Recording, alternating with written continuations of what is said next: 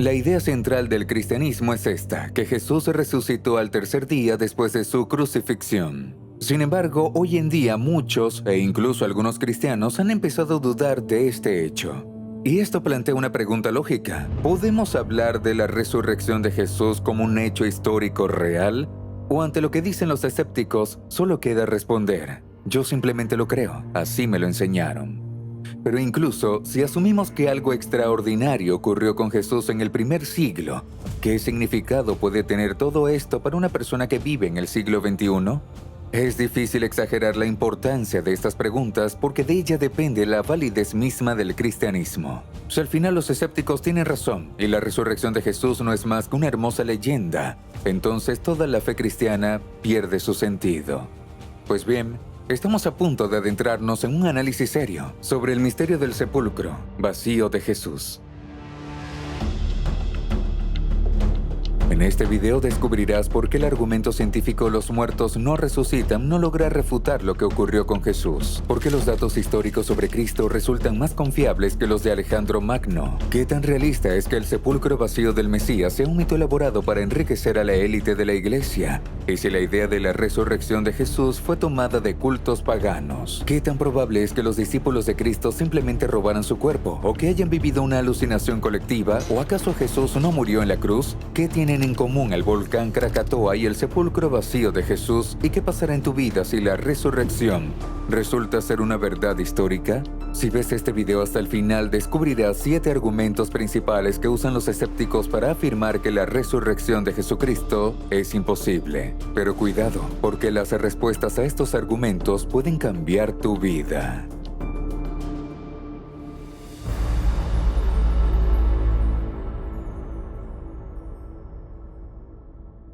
El primer argumento de los escépticos es el siguiente: la resurrección de Jesús no puede ser un hecho histórico, porque los muertos no resucitan, y eso es un hecho bien conocido. Por lo general, después de decir esto, añaden que revivir un cadáver no puede reproducirse en condiciones de laboratorio, y que por lo tanto no hay nada que discutir. Ahora bien, las ciencias naturales como la física, la química, la medicina o la biología estudian fenómenos que sí pueden reproducirse en un laboratorio. Sin embargo, la historia como ciencia estudia hechos que nunca se repiten con exactitud. Una vez más, la esencia de la historia es que jamás se repite con absoluta precisión. Por ejemplo, en los libros de historia aprendemos que en el año 49 a.C., Julio César cruzó el famoso río Rubicón. Y después de ese paso decisivo, Roma quedó envuelta en una guerra civil tras la cual él mismo se convirtió en el único dictador. El cruce del Rubicón fue un hecho único en la historia, y aun si César lo hubiera repetido, ya no tendría el mismo significado histórico que tuvo aquella primera vez. Veamos ejemplos más recientes. El 12 de abril de 1961, la humanidad presenció el primer vuelo al espacio, realizado por Yuri Gagarin. Y el 21 de julio de 1969, el mundo supo del primer hombre en pisar la Luna, Neil Armstrong. Si quisiéramos podríamos seguir con muchos más ejemplos, pero lo importante es recordar esto: cada uno fueron hechos únicos y no volverán a repetirse. De hecho, en su momento absolutamente nadie podía imaginar que algo así fuera posible, y sin embargo ocurrió, y hoy casi nadie se atreve siquiera a cuestionarlo. Ahora bien, científicamente hablando, los muertos no resucitan, y los primeros cristianos lo sabían perfectamente. Nadie afirmaba que algo así ocurriera de vez en cuando, ni que pudieras cruzarte en la calle con alguien que murió la semana pasada. Este hecho no fue descubierto por la ciencia moderna, ni en el siglo XVIII ni en el siglo XX, como muchos podrían pensar. Lo que los cristianos afirmaban era precisamente esto, que la resurrección de Jesús fue un hecho único, completamente sin precedentes, y que es esa resurrección la que nos define incluso hasta el día de hoy. Esa singularidad la expresó con claridad el apóstol Pablo. Cristo ha resucitado y es el primero de muchos que han muerto. Fíjate bien, el apóstol Pablo llama a Jesús el primero de entre los muertos, pero sabemos por la Biblia que antes ya hubo casos de personas que volvieron a la vida. 3 de esos casos aparecen en el Antiguo Testamento y otros 3 en los Evangelios, cuando Jesús resucita a la hija de Jairo, al hijo de la viuda de Naín y a Lázaro, que llevaba ya 4 días en el sepulcro. Entonces, ¿por qué Pablo dice que Jesús es el primero de una gran cosecha de los que han muerto? ¿Acaso no conoce las Escrituras? En realidad parece todo lo contrario, porque los casos que mencionamos pueden describirse como una reanimación del cuerpo, personas que regresaron a la vida, pero que inevitablemente, con el tiempo, volvieron a morir. Con Jesús, en cambio, es distinto, porque al resucitar su cuerpo fue transformado y adquirió nuevas capacidades. Los evangelios relatan varias veces que, al verlo resucitado, sus discípulos dudaban e incluso no lograban reconocer a su maestro. Era Jesús, y sin embargo no era exactamente el mismo que habían conocido. También leemos que Cristo atravesaba puertas cerradas, se aparecía entre los discípulos, se sentaba a la mesa y comía con ellos. Después de resucitar, sí tenía un cuerpo físico, con hueso, carne, capaz de comer, pero ya no estaba sujeto a las leyes de nuestro mundo. Y el mismo Pablo completa esta idea al afirmar que el cuerpo de Jesús ya no está sujeto al envejecimiento ni a la corrupción. Cristo ha resucitado de entre los muertos y ya no volverá a morir. La muerte ya no tiene poder sobre él.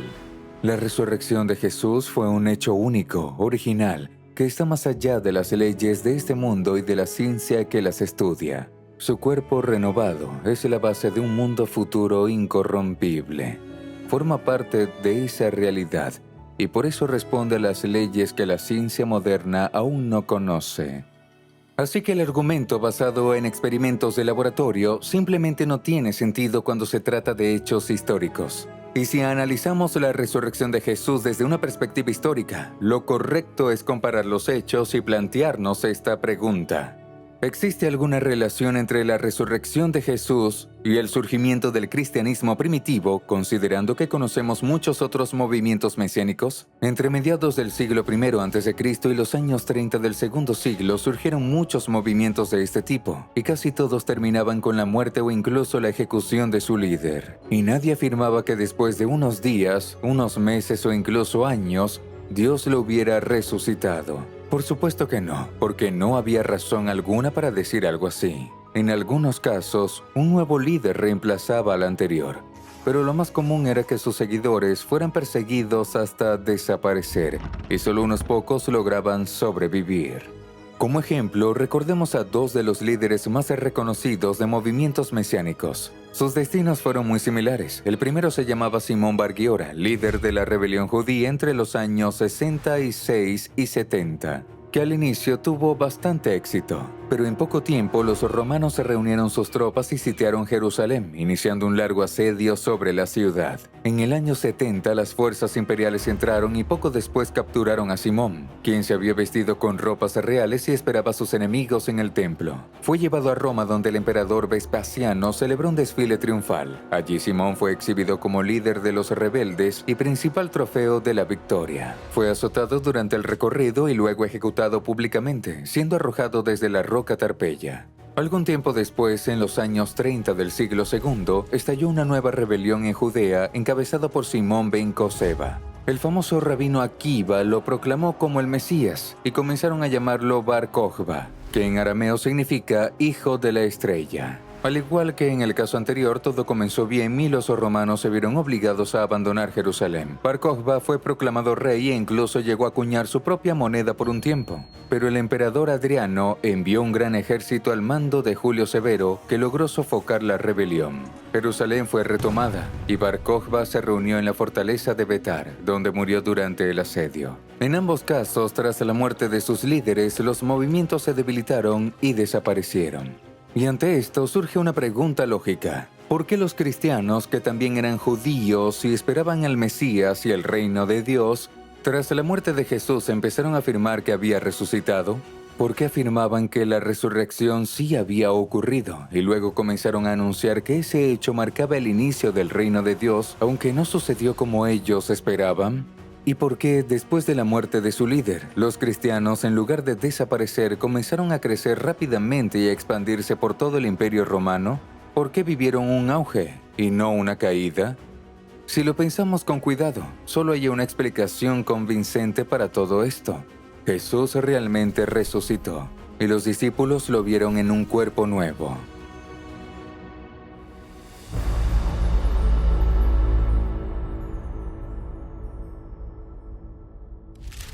El segundo argumento más común entre los escépticos afirma que la resurrección de Jesús no es un hecho histórico porque no existen fuentes confiables que lo respalden. Y todo esto nos lleva a una pregunta clave. ¿Podemos confiar en los testimonios sobre Jesús que han llegado desde el primer siglo? Ahora, para responder a esta pregunta, te propongo analizar las fuentes principales en las que se basan nuestros libros de historia.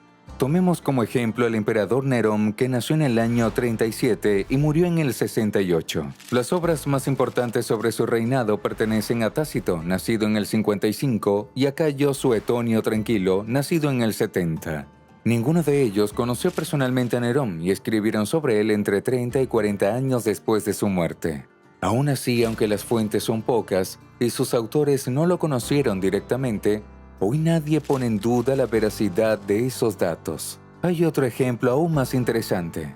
Todos hemos oído, leído o visto películas sobre el gran conquistador Alejandro Magno, pero pocos saben de dónde proviene la información sobre él. En realidad contamos solo con 5 fuentes: Plutarco, Justiano, Arriano, Diodoro y Quinto Curcio Rufo. De ellas, las más antiguas es la obra de Diodoro de Sicilia, quien vivió en el siglo I y murió alrededor del año 30 a.C.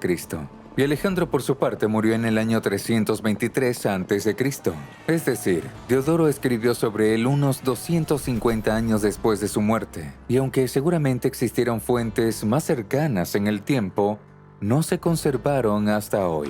Y aún así, nadie pone en duda la información que ha llegado hasta nosotros sobre este gran conquistador. Ahora, volvamos a Jesús. Contamos con los evangelios y las epístolas que nos dan muchos detalles sobre su vida, sus enseñanzas, su muerte y su resurrección. La mayoría fueron escritos entre 30 y 40 años después. Y prácticamente todos sus autores no solo conocieron a Jesús, sino que fueron sus discípulos, trabajaron con él y lo acompañaron en sus recorridos. ¿Podemos tomar en serio lo que ellos escribieron? Yo creo que sí. De hecho, los textos del Nuevo Testamento son documentos históricos tanto como religiosos. Y hay otro punto importante que debemos considerar al hablar de hechos del pasado. No es tan relevante cuánto tiempo ha pasado desde un evento, sino qué tan cercanos a él son los testimonios que se han conservado.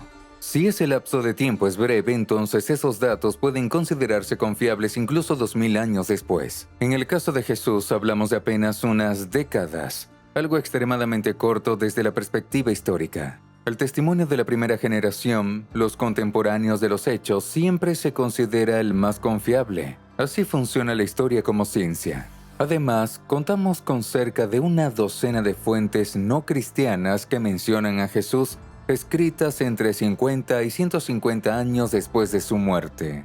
Y eso sin contar diversas fuentes gnósticas y otros textos no cristianos que no se han conservado, pero que son citados por historiadores y apologistas cristianos antiguos. Tras una investigación detallada, el estudioso estadounidense Gary Habermas concluyó que incluso a partir de fuentes no cristianas se puede afirmar lo siguiente sobre Jesús. Su ministerio se desarrolló principalmente en Palestina. Era conocido por su sabiduría, su rectitud y su vida virtuosa, y realizó milagros. Como resultado de su ministerio, reunió a muchos seguidores, tanto entre judíos como entre gentiles. Fue condenado por el procurador romano Poncio Pilato y murió crucificado. Su crucifixión estuvo acompañada de fenómenos naturales, una oscuridad que cubrió la tierra durante 3 horas y un gran terremoto. Y hubo testigos que afirmaron haberlo visto vivo 3 días después. Como ves, incluso recurriendo a fuentes no cristianas, podemos reconstruir casi todos los hechos básicos sobre Jesús, que los evangelios describen con mayor detalle. De hecho, tenemos más información sobre Jesús que sobre Alejandro Magno, y además parece más confiable, porque fue escrita en un período corto y por personas que lo conocieron de cerca. Por lo tanto, la afirmación de que tenemos poca información o que carecemos de fuentes fiables que cuenten la historia de Jesús no tiene ninguna base sólida y en realidad resulta completamente errónea.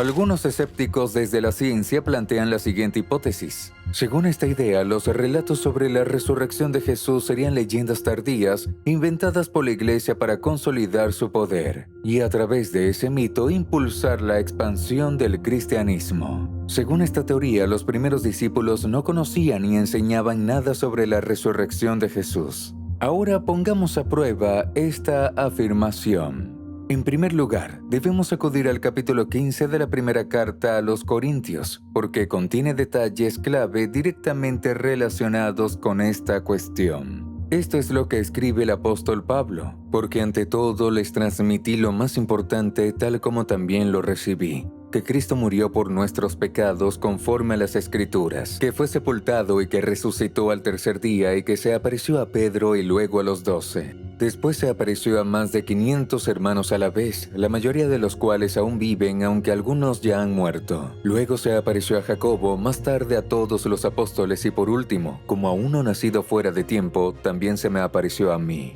Lo primero en lo que debes fijarte es en la fecha de esta carta. Hoy nadie lo discute, ni siquiera los escépticos. Esta carta realmente fue escrita por el apóstol Pablo entre los años 54 y 57 del primer siglo, es decir, unos 20 años después de la ejecución pública de Jesús. Entonces, ¿qué encontramos aquí? Encontramos la formulación más antigua que conocemos de la fe cristiana, donde ya se menciona la resurrección de Cristo. Y Pablo deja claro que este era el mensaje que todos los predicadores anunciaban sin excepción. Así que ya sea que predique yo o que prediquen ellos, todos proclamamos el mismo mensaje que ustedes han creído.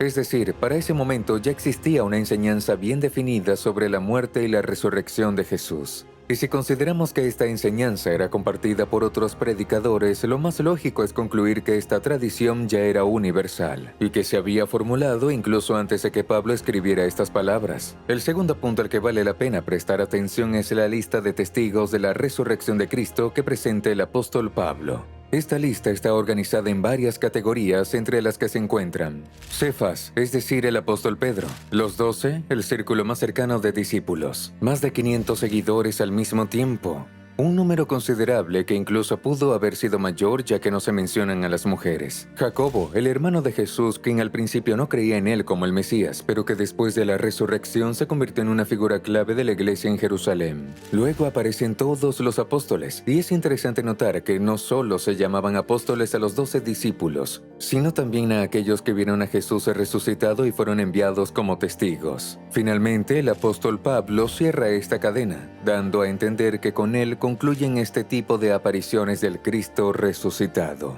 Todas estas apariciones de Jesús no fueron visiones ni simplemente experiencias espirituales, sino encuentros reales físicos con un Jesús verdaderamente presente en cuerpo. Así lo describe el evangelista Lucas, autor también del libro de los Hechos. Durante los 40 días después de haber padecido y muerto, se les apareció en varias ocasiones a los apóstoles y les dio muchas pruebas de que estaba vivo, hablándoles acerca del reino de Dios. De lo que escribe Lucas, la conclusión es clara. La mayoría de estos encuentros ocurrieron durante los primeros 40 días después de la resurrección de Jesús, y la última aparición ocurrió años más tarde cuando Cristo se le apareció a Pablo. El mismo Pablo describe ese encuentro como algo fuera de lo común. Algo que en apariencia no debería suceder porque ese tipo de manifestaciones ya había cesado. Y aún así Jesús se le apareció, y este hecho fue reconocido por todos los apóstoles. Pero está claro que Pablo no quería decir solo eso. Aquí parece dirigirse a los corintios que tenían dificultades para entender la resurrección de los muertos y les dice: Jesús murió y verdaderamente resucitó en un cuerpo nuevo, y de este hecho hay muchos testigos. Sus recuerdos siguen vivos, igual que los míos. Así que si quieren pueden ir y preguntarles personalmente sobre todo lo que ocurrió. Hay otro detalle importante: la ausencia de mujeres en la lista de testigos de la resurrección. En las sociedades antiguas, tanto judías como greco-romanas, el testimonio de una mujer se consideraba poco confiable. Por eso, el credo de los primeros cristianos fue adoptado a ese contexto y no incluye referencias a mujeres. Y esto es otra clara señal de que la formulación de fe ya existía mucho antes de que el apóstol Pablo la pusiera por escrito en su carta dirigida a los Corintios. Así que a partir de todo lo visto podemos concluir que este credo cristiano primitivo que menciona la resurrección de Jesús ya era ampliamente utilizado por los predicadores apenas unas décadas después de la crucifixión. Este credo evidentemente había sido formulado mucho antes y daba por hecho la existencia de testigos vivos de ese acontecimiento. Por lo tanto, podemos llegar a esta conclusión: la idea de que los relatos sobre la resurrección de Jesús son una tradición tardía de la Iglesia no tiene bases sólidas y puede ser rechazada como incorrecta.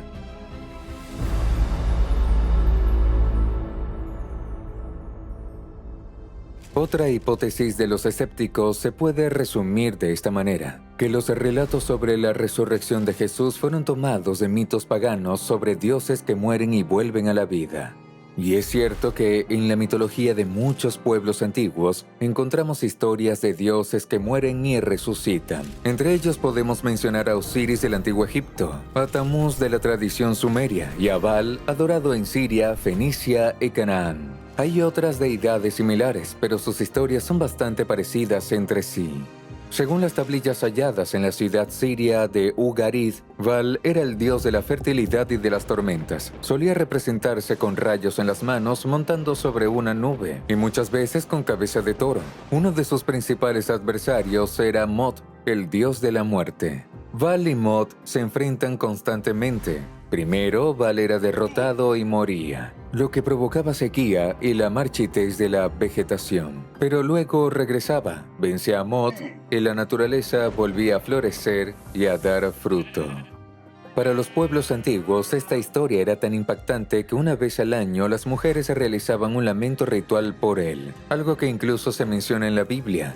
De forma similar, en el caso de Tamuz, tras un tiempo vuelve a la vida y llega la primavera. Si hablamos de Osiris, el dios egipcio que gobierna el mundo terrenal desde el principio, su historia presenta algunas diferencias. La causa de su muerte es su propio hermano Set, dios del desierto, quien lo mata por envidia, o según otra versión, por un conflicto relacionado con su esposa.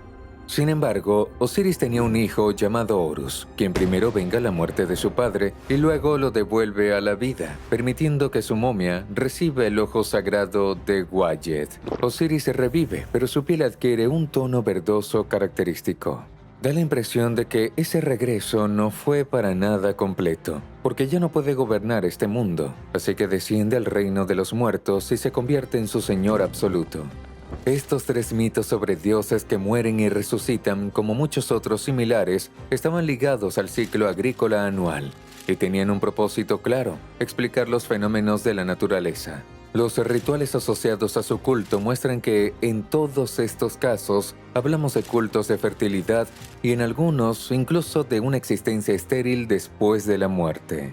Con la enseñanza cristiana sobre la resurrección de los muertos, todo esto, por decirlo suavemente, tiene poco en común. La Biblia no habla en ningún momento de dioses que mueren y vuelven a la vida. Desde la perspectiva bíblica, la muerte no puede aplicarse al creador del universo, que no tuvo principio y que posee la vida en sí mismo. Y aunque los autores del Nuevo Testamento presentan a Jesús como la encarnación misma de Yahvé, el creador del universo, su muerte y resurrección son descritas como hechos reales que le ocurrieron a un hombre, el Mesías, el segundo Adán. Y es ese el corazón del Evangelio. Así como la muerte vino por un hombre, también por un hombre viene la resurrección, porque así como en Adán todos mueren, en Cristo todos recibirán vida. Según la Biblia, Jesús no vino simplemente a enseñarnos cómo debemos vivir. No, su propósito fue asumir nuestra naturaleza marcada por el pecado y transformarla de manera radical. Pero para eso tuvo que atravesar la muerte y, por decirlo así, salir al otro lado, sentando las bases de una nueva creación de Dios. De este modo, quienes se unen a Él por la fe pueden experimentar esa misma renovación en su naturaleza caída y participar en la vida del mundo venidero. Y es precisamente lo que el apóstol Pablo expresó así: esto significa que todo el que está en Cristo es una nueva creación. Lo viejo ha pasado, ha comenzado una nueva vida. Dicho de forma sencilla, en el caso de Jesús estamos ante la historia de alguien que realmente murió y luego volvió a la vida en un cuerpo nuevo. Pero ni los paganos, ni los filósofos, ni los místicos de Oriente creían en algo así. Para ellos la resurrección era una completa locura, porque la muerte siempre se entendía como un camino sin retorno. De allí simplemente no se vuelve. Es por eso, cuando Pablo presentó esta idea ante los filósofos en Atenas, hablando de la experiencia de Jesús, ellos se burlaron abiertamente y ya no quisieron escucharlo.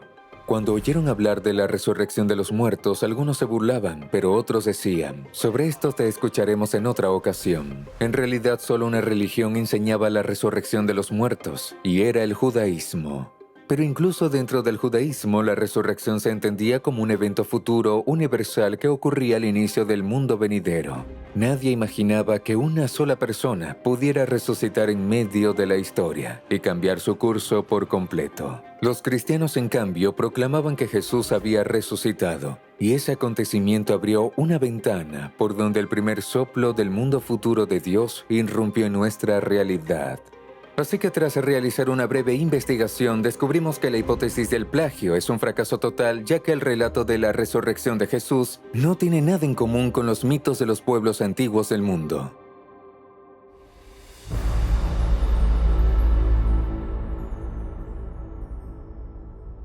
Algunos escépticos admiten que el relato de la resurrección se remonta al inicio mismo del movimiento cristiano, pero lo explican diciendo que los apóstoles lo inventaron por interés propio, para animar a los demás discípulos que habían quedado desmoralizados tras la ejecución de su maestro. Otros incluso sostienen que de esta manera los apóstoles buscaban abrirse camino y enriquecerse a costa de los demás seguidores. Ahora bien, si consideramos esta hipótesis, hay un hecho clave que no podemos ignorar. Al proclamar la resurrección de Jesús, casi todos los líderes de la iglesia primitiva murieron de forma violenta. Si asumimos que inventaron todo esto por intereses personales, entonces tenemos que explicar lo que ocurrió con ellos después. ¿De verdad los apóstoles entregaron su vida por algo en lo que ni siquiera creían? Por otro lado, cualquiera que escuchara sus afirmaciones podía haber ido a buscar el cuerpo de Jesús y todo habría terminado ahí, pero eso nunca ocurrió. Al contrario, el movimiento cristiano crecía y se expandía con rapidez. Las autoridades locales estaban desconcertadas, odiaban a los seguidores de Jesús, pero no podían detenerlos porque todos sabían que estos hombres decían la verdad. Alguien podría preguntar, ¿y si los discípulos simplemente decidieron robar el cuerpo de Jesús? Bien, imaginemos por un momento esa situación. Su maestro acababa de ser crucificado y ellos huían llenos de miedo de las autoridades judías. Se escondían, temiendo ser capturados en cualquier momento. ¿Quién en una situación así arriesgaría su vida para robar el cuerpo de alguien ejecutado como agitador y falso mesías? Pero supongamos que lo hicieron. Entonces surgen tres preguntas. La primera es, ¿por qué comenzaron a difundir la versión de los líderes judíos de que ellos mismos habían robado el cuerpo de Jesús? Las acusaciones de engaño llegaron a ser tan comunes que incluso quedaron registradas en el Evangelio de Mateo. Sin embargo, difundir un rumor sobre tu propio delito es algo que ningún culpable estaría dispuesto a hacer. La segunda pregunta es, ¿dónde habrían puesto el cuerpo? Hay que recordar que todo esto ocurrió durante la Pascua y la ciudad estaba llena de peregrinos. Si hubieran intentado robar el cuerpo, lo más probable es que los hubieran descubierto. Y la tercera pregunta, ¿cómo habrían logrado enfrentarse a los guardias romanos? El sepulcro estaba sellado y vigilado. Incluso si los guardias se hubieran quedado dormidos, el ruido de la piedra al moverla sin duda los habría despertado. De lo contrario, los apóstoles habrían tenido que vencer por su cuenta a soldados armados, algo poco probable, o sobornarlos, lo cual también es difícil de creer, porque una falta así les habría tenido graves consecuencias ante sus superiores. Con todo esto en cuenta, no es difícil entender por qué la teoría del robo del cuerpo resulta tan poco convincente desde el punto de vista histórico. Si las pruebas de la resurrección de Jesús no hubiera estado a favor de los discípulos, lo más lógico para ellos habría sido reunirse y abandonar Jerusalén, un lugar donde los odiaban y querían matarlos. En una situación así, lo mejor habría sido buscar un sitio más favorable para difundir sus enseñanzas. Sin embargo, los apóstoles se presentaron ante el Sanedrín y declararon: «Ustedes crucificaron a su Mesías, pero aún así Él resucitó». Como respuesta, recibieron amenazas y luego azotes. Ante esto, solo quedan dos opciones: o estaban fuera de sí, o estaban completamente seguros de lo que afirmaban. La historia nos muestra que los apóstoles no solo no obtuvieron ningún beneficio de su nueva fe, sino que por el contrario fueron constantemente perseguidos por los judíos. Ninguno de ellos mejoró en absoluto su situación económica. Si actuaron de esa manera sin creer realmente en lo que decían, debemos admitir que estaban haciendo algo que no tenía ningún sentido. Seamos sinceros, los mentirosos no suelen convertirse en mártires. Por eso la valentía de los primeros cristianos, dispuestos incluso a enfrentar la muerte, solo puede aplicarse porque creían firmemente que Jesús realmente murió, venció a la muerte y resucitó en un cuerpo nuevo. El último argumento que desmantela esta hipótesis es la presencia de mujeres en los relatos sobre la resurrección de Jesús. Como señalamos anteriormente, en el mundo patriarcal del siglo I, la mujer no era considerada un miembro pleno de la sociedad. Por lo tanto, nadie habría tomado en serio el testimonio de una mujer. Sin embargo, los 4 evangelios coinciden en que fueron ellas las primeras en descubrir el sepulcro vacío y en ver a Jesús resucitado, mientras que los demás discípulos no lo creyeron. Esto es lo que afirma un reconocido estudioso del cristianismo primitivo, Nicholas Thomas Wright. Como historiadores, debemos admitir que si estos relatos hubieran sido inventados 5 años después, ni hablar de 30, 40 o 50, es muy poco probable que María Magdalena hubiera recibido un papel como este. El hecho de que María esté involucrada significa que el apologista cristiano, al intentar convencer a oyentes escépticos de que Jesús realmente resucitó, está, por así decirlo, cortando la rama sobre la que está sentado. Pero para nosotros, como historiadores, estos detalles son oro puro. Los primeros cristianos jamás habrían inventado algo así. En efecto, si los discípulos hubieran querido crear un relato convincente sobre la resurrección, habrían puesto a Pedro o a otro discípulo cercano, en lugar de las mujeres. Pero podemos afirmarlo con seguridad: nadie en el siglo I, estando en su sano juicio, habría dado ese papel a mujeres en una historia así. Con todo esto en mente, podemos decir con firmeza que la hipótesis de una conspiración de los apóstoles para engañar a los demás discípulos se enfrenta a demasiadas preguntas que no pueden ser respondidas. Por lo tanto, desde el punto de vista histórico, resulta poco convincente y puede descartarse.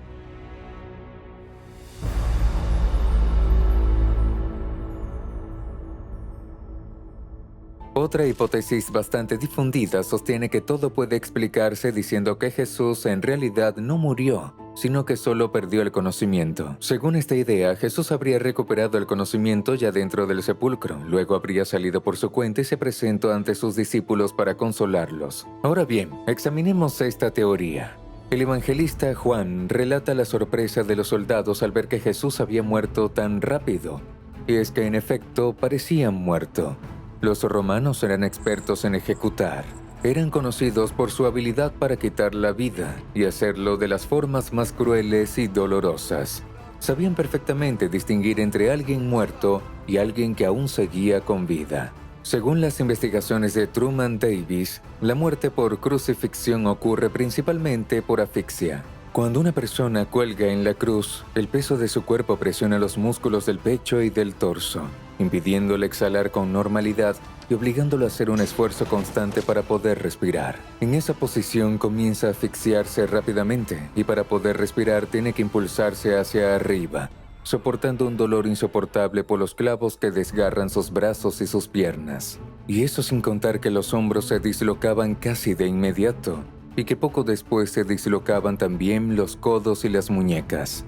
Por eso una persona solo podía sostenerse así por unos instantes. Al inicio el crucificado intenta moverse con fuerza, pero con el tiempo, al perder energía, sus movimientos se vuelven cada vez más débiles. Cuando dejaba de moverse ya no se impulsaba. Todos sabían que había muerto. Aquí no era difícil para los soldados, incluso sin formación médica, determinar si Jesús estaba vivo o muerto, simplemente observando su estado. Y si hubieran tenido la más mínima duda de que seguía con vida, habrían utilizado alguno de sus métodos para comprobarlo. Por lo general, en esos casos, quebraban las piernas del condenado para acelerar la asfixia. También podían golpearle la cabeza, dejar el cuerpo a merced de los animales o atravesarle el corazón con una lanza, como ocurrió con Jesús. Como mencionamos antes, los soldados se sorprendieron y uno de ellos decidió atravesar el costado de Jesús con una lanza. Y aquí el evangelista Juan nos da un detalle muy importante. Uno de los soldados le atravesó el costado con una lanza y al instante salió sangre y agua. Ese líquido que salió junto con la sangre, al que Juan llama agua, probablemente era suero separado del plasma sanguíneo, o incluso algún tipo de fluido procedente de la zona que rodea el corazón. Sea lo que haya sido exactamente, la aparición de esa agua junto con sangre solo es posible cuando la persona ya ha muerto y lleva cierto tiempo en ese estado. Lo más sorprendente aquí es que estamos ante el testimonio de alguien que, en ese momento, no sabía que esa separación de fluidos en la sangre es una evidencia médica de muerte. También hay que considerar en qué estado llegó Jesús al lugar de ejecución. Antes de la crucifixión fue azotado. Para ello, los romanos usaban el flagelo, un látigo con fragmentos de hueso y metal incrustados. El efecto de esos golpes era brutal. Primero la piel se desgarraba en tiras, luego se exponían los músculos y las arterias.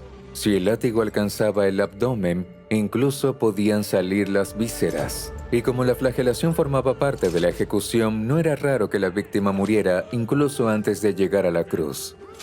Pero imaginemos por un momento que nada de esto ocurrió.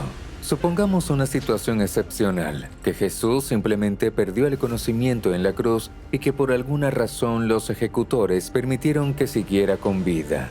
Los evangelios dicen que su cuerpo fue colocado en un sepulcro, envuelto con vendas funerarias y cubierto con más de 30 litros de especias aromáticas. Al recuperar el conocimiento, Jesús herido tendría que liberarse de esas vendas que no solo estaban ajustadas, sino que además se habrían vuelto muy pesadas al absorber los aromas. Después, por sí mismo, tendría que mover la enorme piedra que cerraba la tumba y enfrentarse a los soldados armados que la custodiaban. No suena muy convincente, pero sigamos. Luego, Jesús tendría que ir caminando hasta sus discípulos con los pies atravesados por grandes clavos durante horas. Su cuerpo habría estado cubierto de heridas profundas por los azotes y su cabeza destrozada por la corona de espinas. Sus manos ni siquiera le responderían porque los clavos habrían dañado los nervios. Lo lógico sería pensar que al verlo en ese estado, los discípulos habrían reaccionado así. Dios, gracias, escuchaste nuestras oraciones. Ahora busquemos rápido a un médico antes de que el maestro se desangre por completo. Pero no hicieron eso. Al contrario, se llenaron de alegría al verlo vivo, lo sentaron a la mesa, le dieron de comer y escucharon atentamente sus enseñanzas. Esa reacción muestra que el Jesús que se les apareció no estaba en ese estado. Esta hipótesis resulta tan poco convincente que hoy ningún historiador, ni siquiera los más escépticos, la toma en serio. Creo que con esto ya es más que suficiente para dejar de lado esta teoría y pasar al siguiente argumento.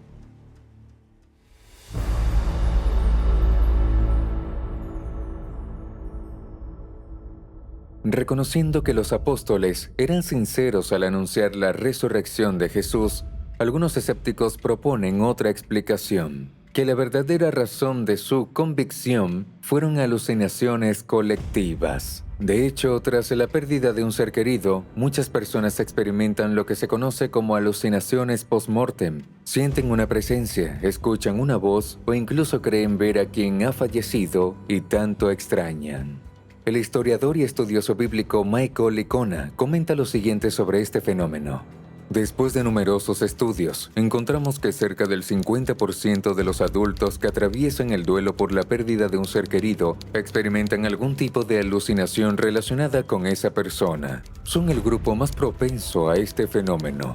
Pero aún así, solo alrededor del 7% presenta alucinaciones de tipo visual. Es importante entender que las alucinaciones no son visuales, también pueden ser auditivas, olfativas, táctiles e incluso gustativas. Si tomamos en cuenta los datos que menciona Michael Licona, resulta evidente que este fenómeno es muy poco frecuente, ya que de cada 100 personas, solo 3 o como mucho 4 llegan a experimentar alucinaciones visuales. El segundo punto es clave. Está científicamente comprobado que las alucinaciones son experiencias individuales. Sí, ha habido muchos intentos de demostrar la existencia de alucinaciones colectivas. Sin embargo, nadie ha presentado un mecanismo convincente que explique este fenómeno. Por lo tanto, hasta hoy, la hipótesis de las alucinaciones grupales no tiene respaldo científico y carece de sentido considerarla. Además, ya vimos que más de 500 personas afirmaron haber visto a Jesús resucitado al mismo tiempo. Aquí no hablamos de un 7%, sino de un 100%, algo completamente inusual. Esto contradice directamente la teoría médica de las alucinaciones. Y hay algo más. Una alucinación requiere predisposición. Sin embargo, los judíos del primer siglo no creían ni esperaban que una persona, ya fuera un profeta o incluso el Mesías, pudiera resucitar de forma individual antes del fin de los tiempos. Los relatos de los evangelios lo muestran con claridad. Los discípulos no entendían ni asimilaban cuando Jesús les decía que moriría y que luego resucitaría. Y aun cuando las mujeres le anunciaron la noticia, al principio todos dudaron. El tercer punto es este. Los pueblos antiguos también conocían este tipo de experiencias tras la muerte, pero nadie concluía, a partir de eso, que la persona hubiera resucitado. Ese tipo de fenómeno solo significaba una cosa, que la persona realmente había muerto. En el libro de los Hechos hay un episodio interesante. Pedro está en prisión, encadenado entre varios guardias, esperando su ejecución, mientras la iglesia ora por su liberación. De repente, un ángel se le aparece a Pedro y lo saca de la prisión. Luego él va a la casa donde estaban reunidos los discípulos y llama a la puerta. Una sirvienta corre a abrir y ocurre lo siguiente. Al reconocer la voz de Pedro se llenó de alegría, pero en lugar de abrir, volvió corriendo y dijo: «Pedro está en la puerta». «¿Estás loca?», le respondieron, pero ella insistía. Y entonces dijeron: «Debe ser un ángel». Es importante notar que los discípulos no creyeron que fuera Pedro, pensaron que ya había muerto y que la sirvienta estaba teniendo una experiencia de ese tipo. Es por eso que ni siquiera se acercaron a las puertas, sino hasta que escucharon con sus propios oídos que alguien realmente estaba llamando. En realidad, este tipo de experiencias no significaban nada en especial, y nadie concluía que alguien hubiera resucitado. Y por último, si todo hubiera sido una alucinación, el cuerpo de Jesús en el sepulcro habría destruido por completo la esperanza de los discípulos. En medio de ese dolor, lo más natural habría sido que los discípulos fueran al sepulcro, pero si todo hubiera sido una alucinación, al llegar allí se habrían enfrentado nuevamente a la realidad. Su maestro estaba muerto. El sepulcro vacío es un hecho objetivo que podía ser comprobado por cualquier habitante de Jerusalén. Y es precisamente eso lo que hace insostenible esta hipótesis. Un sepulcro vacío y encuentros reales con Jesús, la combinación de estos dos hechos es suficiente y al mismo tiempo necesaria para entender la resurrección como la verdadera causa del surgimiento de la fe de los primeros cristianos.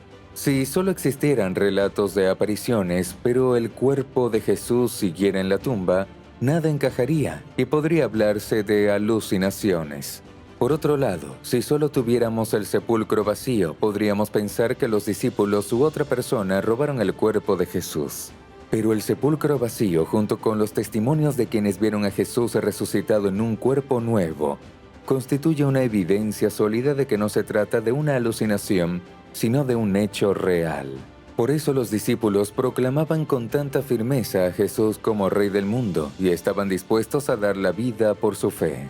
Así hemos revisado los 7 principales argumentos que los escépticos presentan contra la resurrección de Jesús y hemos visto que no resisten la crítica y en realidad poco convincentes. De todo esto se desprende algo claro. En el primer siglo algo extraordinario realmente ocurrió con Jesús. Pero si Él resucitó, ¿qué significa eso para nosotros? ¿Qué impacto puede tener todo esto en la vida de una persona incluso 2000 años después? Tal vez esta sea la pregunta más importante de todo el video.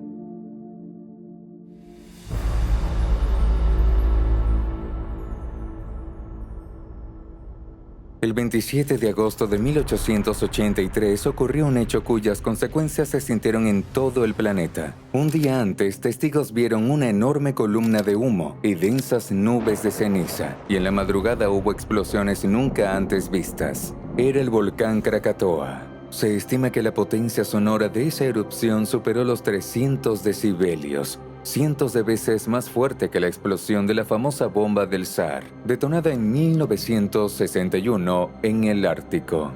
La onda expansiva dio la vuelta al mundo al menos 3 veces y provocó un tsunami de hasta 40 metros de altura. El estruendo pudo escucharse a más de 5.000 kilómetros. Además, los 20 millones de toneladas de azufre liberadas a la atmósfera cubrieron prácticamente toda la Tierra de aerosoles, lo que terminó provocando una disminución de la temperatura global durante varios años. Puede parecer extraño, pero la resurrección de Jesús es en cierto sentido comparable a la erupción del Krakatoa. Cuando Cristo despertó de la muerte en la madrugada, algo verdaderamente extraordinario ocurrió en nuestro mundo. Fue como una gran explosión que liberó la energía de una nueva creación y generó consecuencias en 2 niveles, a nivel global y en la vida personal de cada individuo. Veámoslo por separado. Los cambios globales se reflejan en este pasaje de la carta a los Romanos. Escuchemos con atención.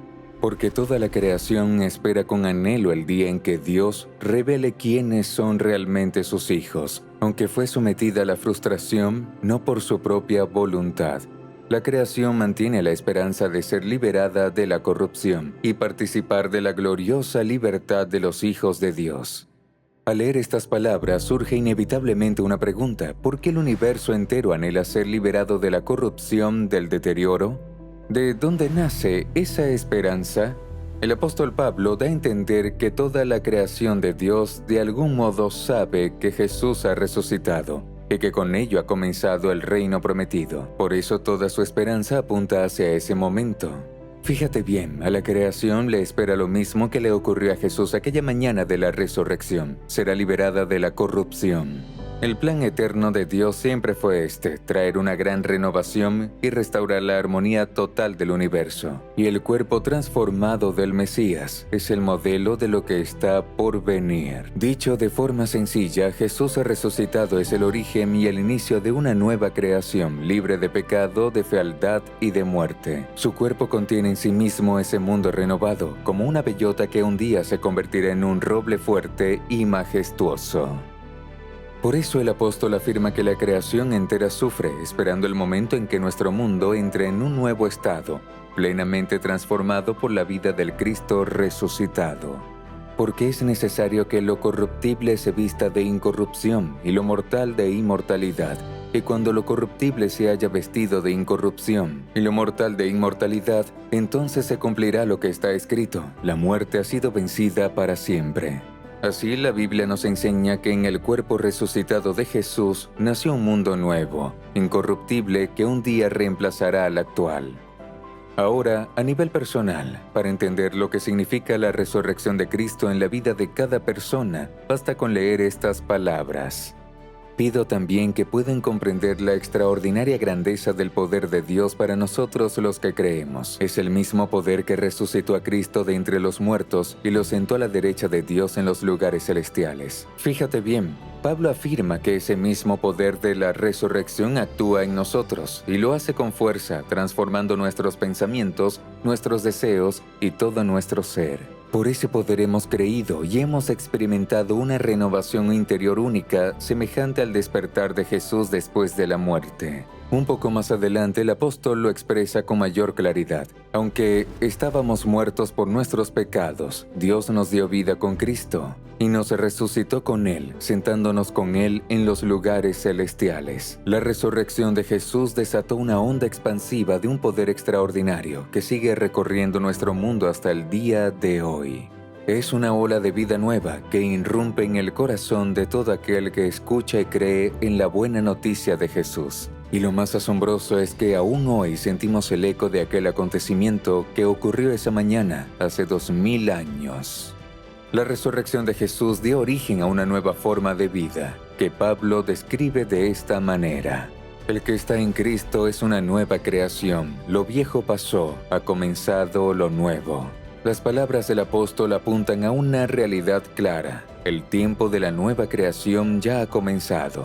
Aunque no es fácil percibirlo, porque se manifiesta en el interior de quien decide seguir a Jesús. Y aún así, llegará el momento en que todo lo que hoy está oculto será evidente para todos. Cristo ha resucitado de entre los muertos, es el primero. Así como la muerte vino por un hombre, también la resurrección. Porque así como en Adán todos mueren, en Cristo todos recibirán vida. Y hay un orden, Cristo primero, y luego cuando Él regrese, los que le pertenecen. Para quienes creen en quienes ya actúa el poder de la resurrección de Cristo, la muerte no es el final, sino un enemigo derrotado. Porque cuando Jesús regrese, resucitará a cada uno de ellos, dándoles un cuerpo como el suyo, lleno de gloria e incorruptible.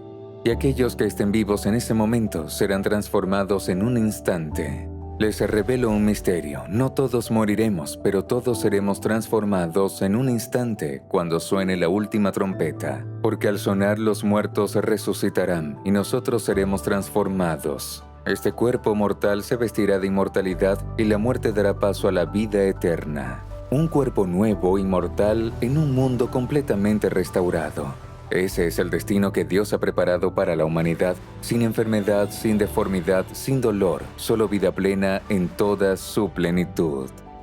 Así que podemos afirmar con certeza que en la resurrección de Jesús se manifestó la victoria de Dios sobre el mal. Una victoria que ya está presente, pero que será revelada en toda su plenitud en el futuro. Y esa es precisamente la esencia de la gran esperanza cristiana. Por eso, querido amigo, si quieres ver con tus propios ojos ese mundo nuevo y hermoso que un día reemplazará este mundo de sufrimiento y muerte, te invito a recibir a Jesús, quien prometió: de cierto les digo, el que oye mi palabra y cree en el que me envió, tiene vida eterna. Gracias por acompañarnos hasta aquí. Déjanos en los comentarios si te parecieron convincentes los argumentos sobre la resurrección de Jesús. Y también comparte qué significa para ti personalmente la resurrección de Jesús. Leeré cada opinión con mucho interés. Si te gustó este video, dale like y no olvides compartirlo con tus amigos. Suscríbete al canal y activa las notificaciones para no perderte ningún contenido. Y si deseas apoyar este proyecto, puedes hacerlo a través del enlace que está en la descripción de este video. Cristo ha resucitado de verdad. Esperamos vernos pronto.